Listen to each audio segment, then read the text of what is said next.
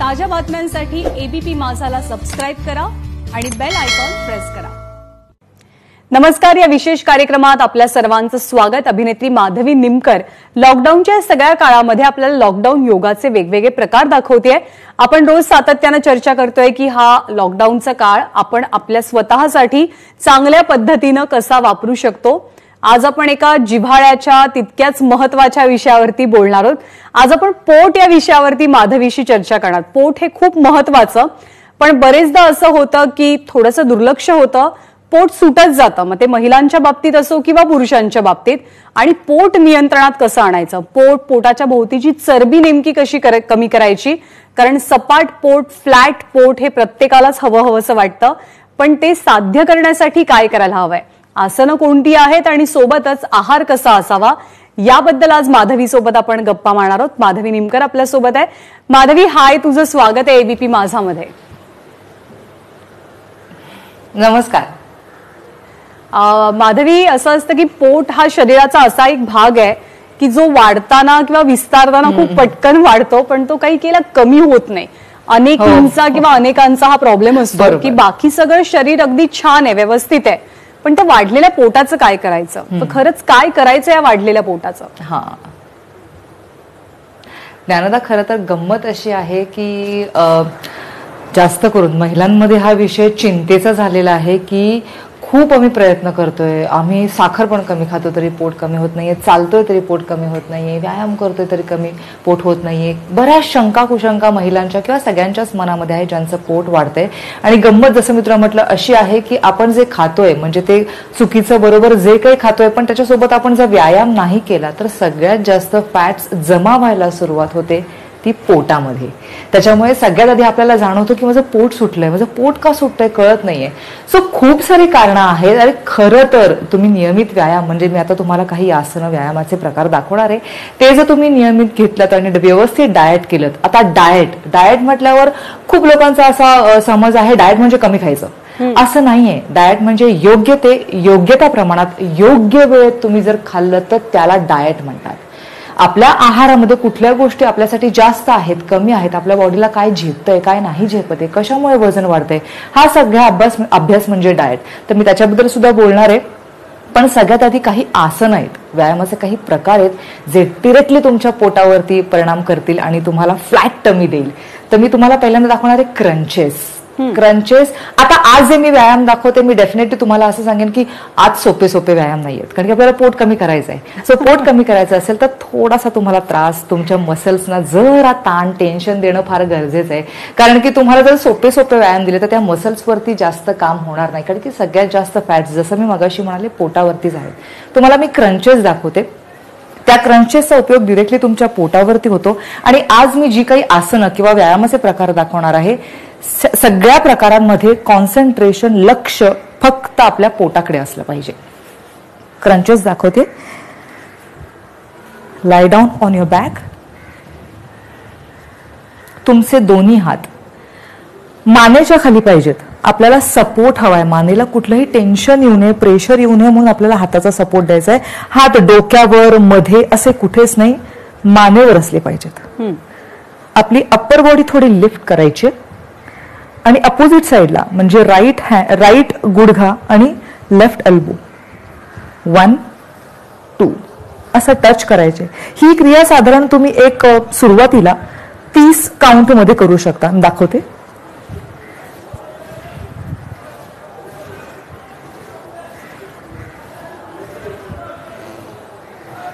लक्षात घ्यायचे, आपली बॉडी नंतर अशी खाली जाते, अप्पर बॉडी, बिकॉज आपल्या पोटावरचं प्रेशर आपल्याला सहन होत नाही। पण ते तसं करायचं नाहीये, कारण की पोटावरती कॉन्सन्ट्रेट जेव्हा तुम्ही कराल, तुमचा कोर तुम्ही टाईट कराल, त्यावेळेला तिथल्या स्नायूंवरती परिणाम व्हायला सुरुवात होईल। जर तुम्ही शोल्डर्स अप नाही केलेत, तुम्ही जर ते खाली ठेवले, तर तुमचं प्रेशर सगळं खांद्यांवरती जाईल, तुमच्या पोटावर काहीच परिणाम होणार नाही। अजून एक मी तुम्हाला सगळ्यात मस्त उपाय दाखवते, तो जर तुम्ही रोज केला तर डेफिनेटली मला खात्री आहे की तुमचं पोट कमी व्हायलाच पाहिजे। प्लॅंक होल्ड त्याला म्हणतात। आणि ते तर तुम्ही म्हणजे आता हे सगळं करताना सूर्यनमस्कार म्हणजे तुमची बॉडी वॉर्म करणं गरजेचं आहे, त्याच्यानंतरच ही आसनं करायची आहेत. या प्लॅंक होल्डमध्ये समजा तुम्ही जास्त तुमचा वेळ वाढवत गेलात, म्हणजे पहिले 30 सेकंद, मग 7 सेकंद, मग अजून 75 सेकंड्स, 2 मिनिट, 3 मिनिट, तर त्याचा इफेक्ट तुम्हाला खूप चांगला येत जाईल. तुम्हाला सांगते प्लॅंक होल्ड कसं करायचं आहे. उपडं झोपायचं आहे पोटावरती, शोल्डर लाईनला दोन्ही हात ठेवायचे, एल्बो टेकवायचे. तुम्ही हात असेही ठेवू शकता, तुम्हाला जर धरायचे असतील तर तुम्ही धरूही शकता. आपल्या पायाच्या बोटांवरती बॉडी उचलायची. मेक शुअर तुमची बॉडी बरोबर एक लाईन मध्ये दिसली पाहिजे. असंही नकोय, असंही नकोय. अशा पद्धतीने प्लॅंक होल्ड करायचं आहे. ही पोझिशन साधारण सुरुवातीला तुम्ही 30 सेकंद होल्ड करा. सगळं लक्ष तुमच्या कोरकडे असलं पाहिजे. जो तुम्ही बॉडीवर कंट्रोल आणताय, जे होल्ड करताय ते इथून होल्ड झालं पाहिजे. सो प्रेशर तुमच्या नाभीवरती येईल, आजूबाजूच्या स्नायूंवरती येईल. सुरुवातीला 30 सेकंद होल्ड करा, नंतर हळूहळू रोज 10-10 सेकंद वाढवा. तुम्हाला प्लॅंकचा फायदा पोट कमी करण्यासाठी डेफिनेटली होणार. तिसरं आहे नौकासन. नौकासन म्हणजे नाव. त्या नावेसारखी आपल्याला बॉडी करायची. त्याचंही प्रेशर पूर्णपणे पोटावरच येतं. बरोबर. बसायचंय, पाठ एकदम सरळ ठेवायचे, पाठीचा कणा सरळ असला पाहिजे. दोन्ही पाय ओपन करायचे.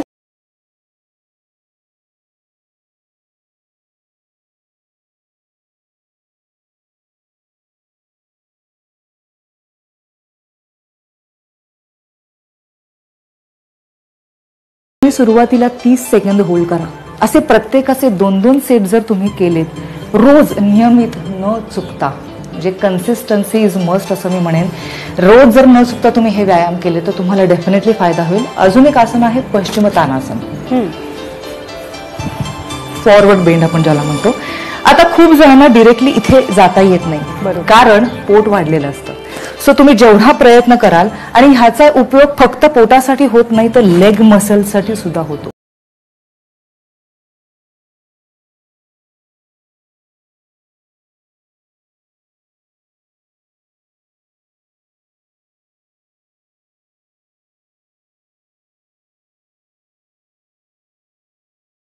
या पोझिशनला होल्ड करायचंय किमान सुरुवातीला 10 सेकंद. आता खूप जणांचं फक्त एवढंच होतं, ह्याच्या खाली जाऊ शकत नाही. हरकत नाही, पण पाठ वाकवून तुम्ही असं जायचा प्रयत्न करू नका. तुमच्या पाठीवरती आणि काण्यावरती प्रेशर येईल. तुम्हाला तुमची बॉडी पुश करायची आहे, पण तुमच्या अंदाजानुसार, तुमच्या बॉडीनुसार. तुमची कपॅसिटी काय तुम्ही ओळखायचंय, पण ती कपॅसिटी हळूहळू म्हणजे पुश करायचंय आपल्या बॉडीला. एवढंच जातंय म्हणून तिथेच न थांबता अजून रोज आपल्या बॉडीला पुश करण्याचा प्रयत्न करायचा आहे, तेव्हा तुम्ही ते टार्गेट गाठू शकाल. अर्धचक्रासन म्हणून आहे. सॉरी, आजची आसनं जरा जास्त आहेत कारण की विषय पोटाचा आहे. सो अर्धचक्रासन म्हणून आहे. अर्धचक्रासनामुळे सुद्धा तुमची पूर्ण अप्पर बॉडी, लोअर बॉडी वरती सुद्धा फायदा होणार, प्लस तुमच्या पोटावरही फायदा होणार आहे. पाठीवर झोपायचे, दोन्ही पाय फोल्ड करायचे, दोन्ही पायांमध्ये व्यवस्थित अंतर ठेवायचे, जास्तही नाही कमीही नाही. दोन्ही हातांनी पाय पकडायचे, ब्रीथ करायचे आणि अप्पर बॉडी उचलायची.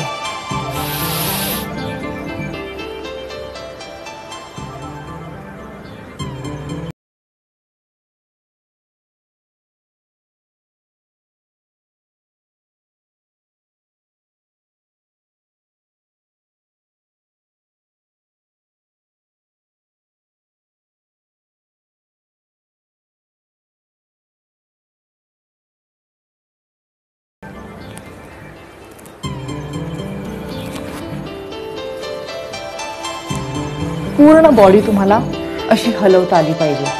हे चक्रासन, पूर्ण चक्रासन जर तुम्ही केलं तर तुम्हाला जाणवेल की तुमच्या पोटावर खूप चांगल्या पद्धतीचा ताण येतो. तुम्हाला खूप रिलॅक्स वाटेल. म्हणजे आपण स्वीट पेन जे आपण म्हणतो ते स्वीट पेन तुम्हाला नक्की जाणवेल. ही तुम्ही नियमितपणे आसनं जर केलीत तर मला असं वाटतं डेफिनेटली तुमचं पोट कमी होईल. पण एकीकडे आसन कराल, एकीकडे व्यायाम कराल, पण दुसरीकडे तुम्ही आहाराकडे लक्ष देणार नाही, वेळेवर जेवणार नाही, तर मात्र या आसनांचा काही फायदा होणार नाही. हे अगदी खरं आहे आणि अगदी बरोबर आहे. तर त्यासाठी आहार कुठला म्हणजे फक्त आसनं करून काहीच फायदा नाही.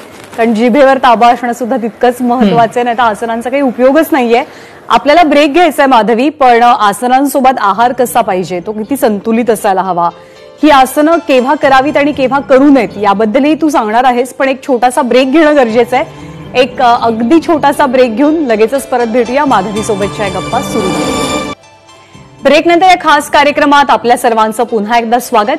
अभिनेत्री माधवी निमकर आपल्यासोबत आहे आणि माधवी आज आपल्याला पोट नियंत्रणात कसं ठेवायचं, पोट फ्लॅट कसं ठेवायचं, सपाट कसं ठेवायचं, त्यासाठी आसनं कुठली करायची आणि आहार काय असावा याबद्दलचं मार्गदर्शन करते. माधवी, आसनं तर आपण पाहिली आहेत, पण चालणंही महत्वाचं माझ्या मते. तू मगाशी म्हणालेलीस की केवळ आसनं करून फायदा नाही, तर त्याच्या जोडीला आणखी सुद्धा काही गोष्टी करणं गरजेचं आहे. तर त्या जोड गोष्टी कुठल्या कुठल्या आहेत? बरोबर. चालणं असो, खाणं असो, आहार असो, याची काळजी कशी घ्यायची? करेक्ट. ओव्हरवेट जे आहेत, म्हणजे मला असं वाटतं आहे त्या वजनापेक्षा 20 ते 30 किलो वजन ज्यांचं जास्त आहे त्यांना तर मी आधी सांगेन, आधी वजन कंट्रोलमध्ये आणा आणि नंतर हळूहळू स्टेप बाय स्टेप तुम्ही सगळी आसनं करायला सुरुवात करा. बरं, ज्यांचं ओव्हरवेट आहे त्यांना शिडी पण, म्हणजे आपण स्टेप्सने नाही यायला सांगू शकत, कारण की नीजवरती जास्त भर येतो. त्यांना एका स्पीडच्या बाहेर जास्त चालता येत नाही, कारण की परत त्यांचं प्रेशर नीवरती येतं. सो त्यांना जरा लिमिटेशन्स आहेत, त्यांनी त्यांची बॉडी ओळखून किंवा सरळ डॉक्टरांचा सल्ला घेऊन आपण काय स्पीडमध्ये चाललं पाहिजे, काय व्यायाम केले पाहिजेत हे त्यांनी विचारून करावं. पण नॉर्मली ज्यांचं वजन कंट्रोलमध्ये साधारण एक थोडंसंच वजन वाढलंय किंवा जास्त पोटात वाढलेलं आहे, पोटाची चरबी वाढलेली आहे, त्यांनी योगा तर 1 तास रोज करायचाच आहे. दुसरी गोष्ट म्हणजे 1 तास रोज चालणं. ज्यांना चालायची सवय नसेल त्यांनी 15-15 मिनिटांनी गॅप घ्यायची, थांबायचं, परत 15 मिनिटांनी, 5 मिनिटांनी, 2 मिनिटांनी सुरुवात करायची. असं करत 1 तास तरी रोज चालणं महत्वाचं आहे. म्हणजे हे सगळ्यांसाठीच आहे. म्हणजे डायबिटीस पेशंट असतील तर त्यांना तर मी सांगतेच, न चुकता रोज चालायचं. पण ह्या ज्या गोष्टी आहेत, आपल्याला चरबी जर कमी करायची असेल, फॅट्स कमी करायचे असतील, तर चालणं हा सुद्धा उत्तम उपाय आहे. आणि महत्वाचं म्हणजे चालणं म्हणजे फक्त इकडे तिकडे बघत चालणं नाही, किंवा हातात मोबाईल आहे आपल्या, आपण मोबाईलमध्ये बघतोय, त्याच्यामध्ये आपला स्पीड ब्रेक होतो. चालणं म्हणजे जसं व्यायाम करताना आपण प्रत्येक आपल्या स्नायूंकडे लक्ष देत असतो, कॉन्सन्ट्रेट करत असतो, आपल्या श्वासांकडे लक्ष देत असतो, तसंच अगदी चालताना फक्त आपल्या चालण्याकडे लक्ष गेलं पाहिजे, आपल्या स्पीडकडे लक्ष असलं पाहिजे आणि नॉनस्टॉप 1 तास चालायचं. जर नॉनस्टॉप तुम्हाला चालता आलं तर मला असं वाटतं की खूप फॅट्स जे अननेसेसरी वाढलेले असतात, कॅलरीज ज्या वाढलेल्या असतात, त्या घामाच्या द्वारे बाहेर पडतील. मी परत एकदा सांगते, मोबाईल गजर, तुम्हाला गाणी ऐकायची असतील तर तुम्ही गाणी ऐकू शकता, पण व्हॉट्सअपवरती मेसेजेस किंवा बाकी काही जर तुम्ही करत असाल तर त्याचा परिणाम तुमच्या चालण्यावरती होईल. सो चालणं हे महत्वाचं आहे. 1 तास योगा आणि 1 तास चालणं. आणि तिसरा आणि महत्वाचा मुद्दा म्हणजे डाएट, योग्य तो आहार. परत एकदा सांगते, डाएट म्हणजे मी आता तुम्हाला काही हे खाऊ नका, ते खाऊ नका असं मी करणार नाही. मी तुम्हाला जे स्टँडर्ड डाएट आहे ते मी सांगणार आहे. कारण की प्रत्येकाची शरीर रचना वेगळी असते.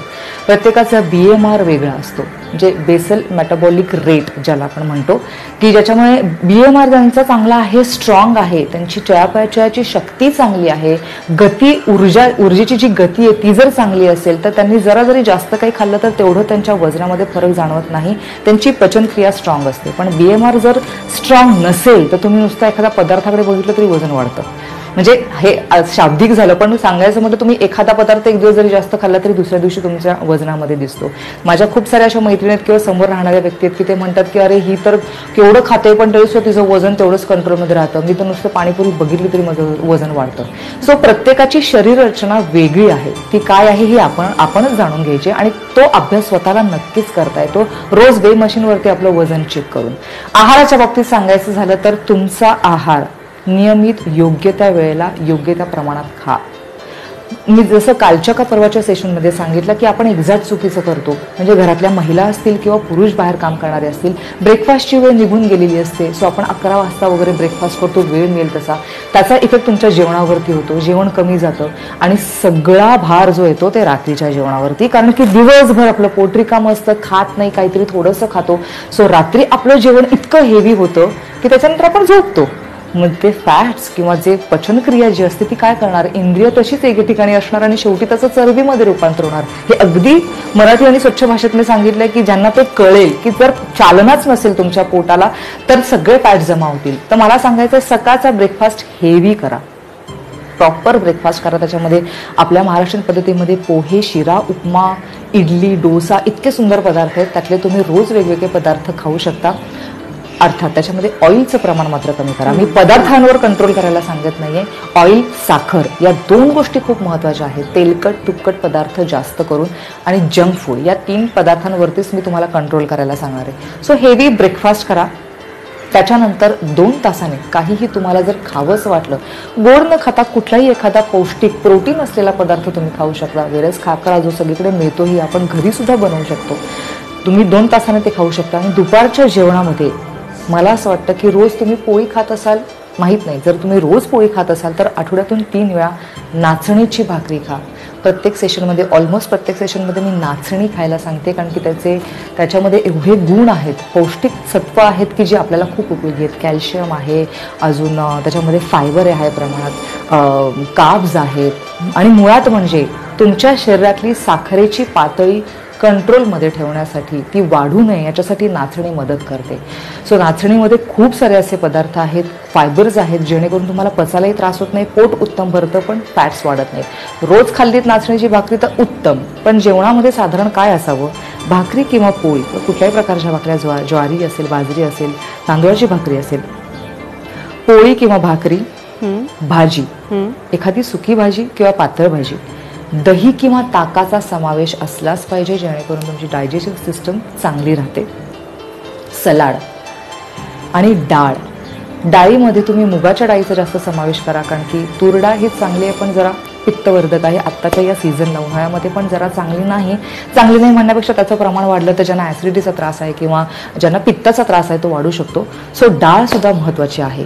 मी तुम्हाला सांगेन, जर तुम्हाला भात खायचा असेल तर समजा तुम्ही 2 पोळ्या खात असाल तर 1 पोळी आणि भात असं खा, कारण की पोळी आणि भात दोन्ही तुम्ही खाल्लं तर कार्ब्सचं प्रमाण वाढतं तुमच्या पोटामध्ये. दोन्ही कार्ब्स आहेत. सो एका वेळेला फक्त पोळी खा आणि तुम्हाला रात्री भात खायचा असेल तर संध्याकाळी लवकर जेवताना थोडासा भात खा, किंवा तुम्ही दुपारच्या जेवणामध्ये भात खा आणि रात्री भाकरी खा. सो तुम्ही म्हणजे क्रेविंग जर होत असेल तर तुम्ही थोडासा भात खाला तर डेफिनेटली चालेल, काही फरक नाही. जर तुम्ही योगा आणि वॉक घेत असाल तर थोडासा भात डेफिनेटली खाऊ शकता. हे सगळे पदार्थ, सलाडमध्ये बीट, काकडी, कच्चा कोबी हे सुद्धा खाऊ शकता. कच्चं जरी असलं तरी सुद्धा कोबीमध्ये खूप सारी पोषक तत्व आहेत. तर आहारामध्ये दुपारच्या आहारामध्ये या सगळ्या गोष्टी असल्या पाहिजेत. दुपारचं जेवण झाल्यानंतर आपण जे वामकुक्षीच्या नावाखाली साधारण 1-2 तास झोपतो ते मात्र चुकीचं आहे, कारण की ती झोप जी आहे ती आपल्याला मोडायची. त्यावेळेला तुम्ही काही करा, कंट्रोल होत नाही, आपण खातो. आता सणावाराच्या दिवशी किंवा आठवड्यातून 1 दिवस जो चीट डे आपण ठरवतो त्या दिवशी तुम्हाला जी धमाल करायची ती तुम्ही करा. म्हणजे तुम्हाला एक समाधान सुद्धा असेल की मी आज सगळं खाल्लं आणि मी झोप पण केली. त्या दिवशी व्यायामही करायचा नाही. संडे हा पूर्णपणे तुमचा दिवस असणार आहे.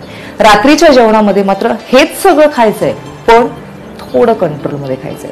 जर तुमचा दुपारचा आहार व्यवस्थित पोटभरीचा झाला, संध्याकाळी जर तुम्ही व्यवस्थित फ्रूट्स किंवा स्प्राउट्स म्हणा, काही पोषक असं खाल्लं ज्याच्यामुळे तुमचं परत पोट भरलेलं असेल तर ऑटोमॅटिकली तुम्हाला रात्रीची भूक कमी आली असं जाणवेल.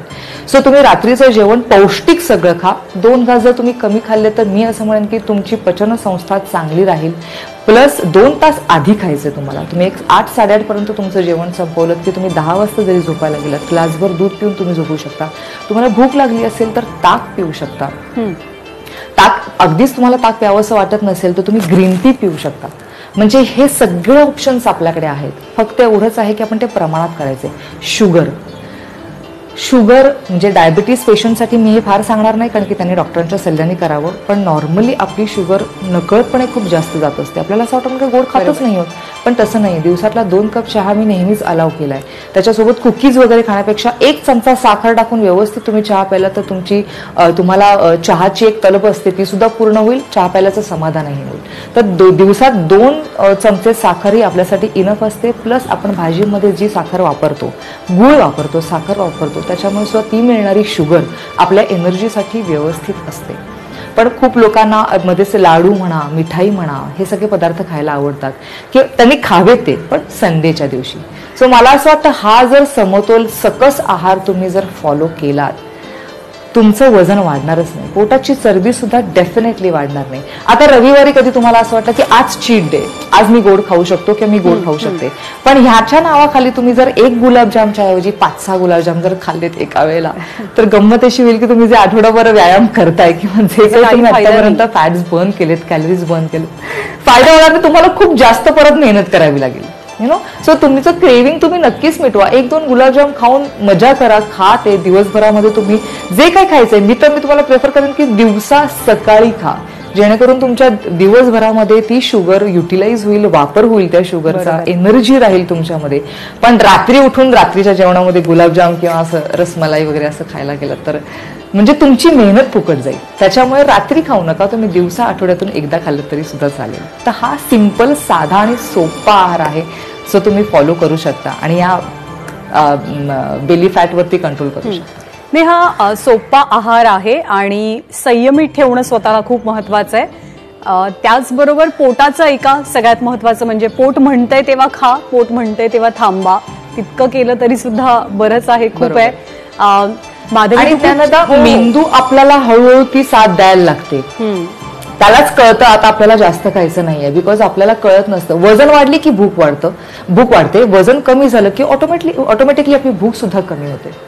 सो तंदुरुस्त राहणं महत्वाचं आहे आणि तू आज एका अत्यंत जिव्हाळ्याच्या आणि नाजूक विषयावरती खूप छान टिप्स दिल्यात की पोट कसं नियंत्रणात ठेवायचं. कारण तो सगळ्यांचा एक वीक पॉइंट असतो किंवा थोडासा इन्सिक्युरिटी लेवलला नेणारा पॉइंट असतो.